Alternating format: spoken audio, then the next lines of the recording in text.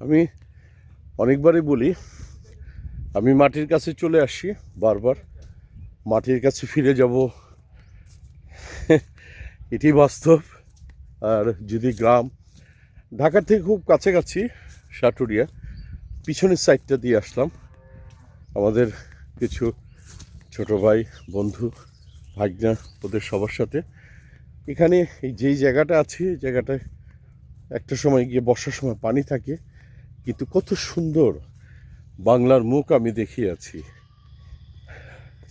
আর সেই মুখটা একটু দেখাই, কারো কাছে ভালো লাগবে, কারো কাছে ভালো লাগবে না, এটাই বাস্তব।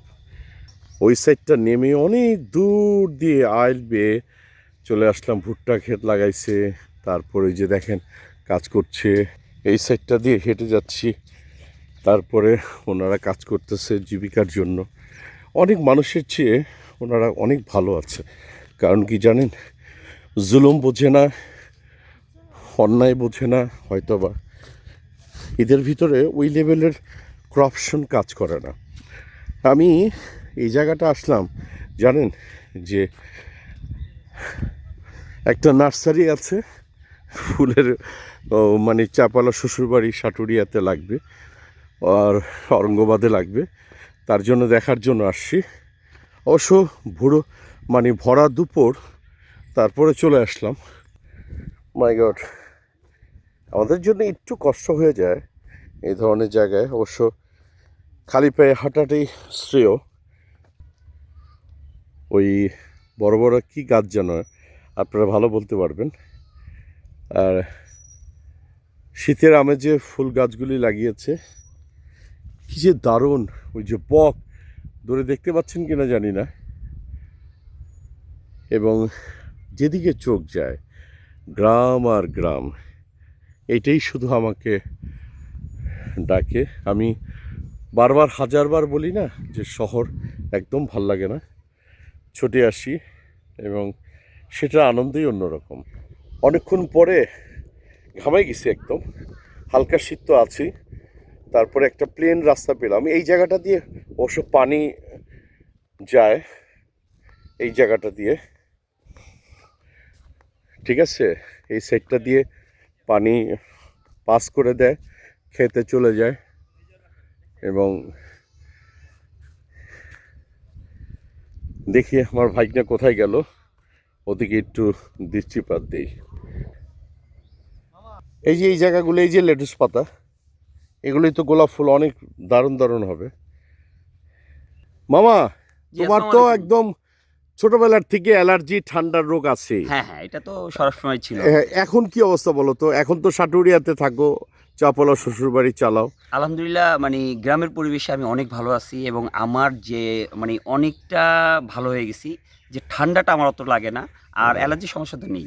তার মানে কি প্রকৃতি এবং অ্যালার্জি, এটা যদি প্রকৃতিকে যদি আমরা অ্যালার্জিকে আমরা ডিফেন্স দিতে পারি, তাহলে অবশ্যই বেটার। 100%। আপনি এখানে অক্সিজেনের লেভেলটা অনেক বেশি।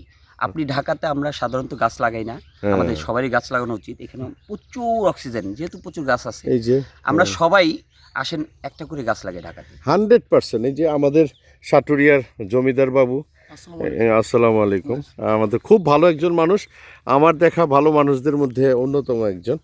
ভাই, আপনি তো ছোটবেলার থেকেই থাকেন, আপনার একটা অ্যালার্জি দেখতে পাই। অ্যালার্জিটা হচ্ছে ঢাকায় যেতে চান না কেন বলেন তো? আমি তো ঢাকায় থাকতে চাই না, এই তো বলেন আমার থাকা, এবং আপনি যান না কেন? গ্রামের মাটি সবচেয়ে খাঁটি। ঢাকাতে গাড়ি, বায়ু দূষণ, ধুলাবালি যা নাকি গ্রামে একেবারেই নাই। এখানে যা আছে দেখেন একদম অরিজিনাল। এখানে তো পানি হয়, ঠিক না? বর্ষায় পুরো পানি হয়, নৌকাতে যাতায়াত করতে হয়, অনেক সুন্দর। ওই সময় আরো সুন্দর দেখা যায়। তাই? হ্যাঁ, হ্যাঁ, আরো সুন্দর দেখা যায়। আচ্ছা, এই জায়গাটার নাম কি বলেন তো? এই জায়গাটার নাম হলো, কি জায়গাটার নাম? হান্দুলিয়া চামুটিয়া। একটু কাছে আসেন। কোন জায়গায়? এই জায়গাটার নাম হচ্ছে হান্দুলিয়া চামুটিয়া। হান্দুলিয়া চামড়া, সাটুরিয়া, মানিকগঞ্জ। ইনশাল্লাহ ইনশাল্লাহ। তার মানে একটা জিনিস কিন্তু আমরা কনফার্ম হয়ে গেলাম যে অক্সিজেন, প্রকৃতি, এগুলি যদি আমরা শহরের মধ্যেই যদি করতে পারি, তাহলে কিন্তু দারুণ একটা বিষয়। আমরা সেদিকে দৃষ্টিপাত করব। আর আপনি যদি আমাকে প্রশ্ন করেন যে আজকে আমার কাছে কীরকম ভালো লাগছে।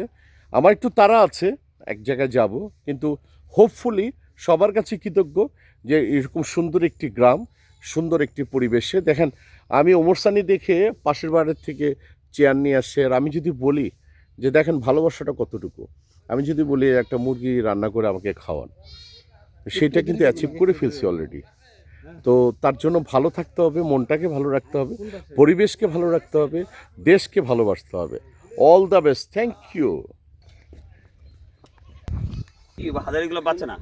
না ওটা আমার বোনা তো আচ্ছা নেন হাজারি। আদিবান থাকবো। কোথায় হাজারি গোলাপ? হ্যাঁ, এটা বাঁচে, এটাও বাঁচে, অনেক দিন বাঁচে। সব সহকারে দেন। সবাই লাগবে